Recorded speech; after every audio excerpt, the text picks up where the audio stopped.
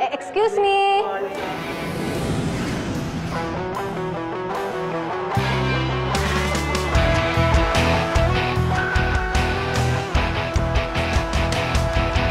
Dito ba yung section E? Not here. Go back to the main building. Sabi kasi nung... Are you deaf? Leave! Higher Value International School. Mula sa araw na to, dito na ako mag-aaral. Kaya mo yan, JJ. Wow! Mukhang mayayaman lahat ng tao dito, ah. Excuse me po. Saan po ito? Section E? Ew. Ano naman kung section E ako? Wala naman siguro masama maging section E.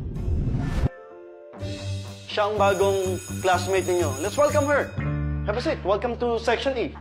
Mr. President, wala ka bang question sa bagong transferee natin? Are you still a virgin?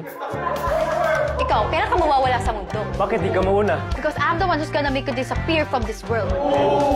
Kuya, may alam ka ba tungkol sa section E? Wala naman talagang section E nun. Nagkakaroon lang pag may mga students na nagkakaroon ng kaso. Mga pasaway. 3, 2, 1! Bakit po walang babae sa section E? Nalilipat din agad ng section. Siguro dahil hindi naman ganun kabarumbado ang mga babae sa school.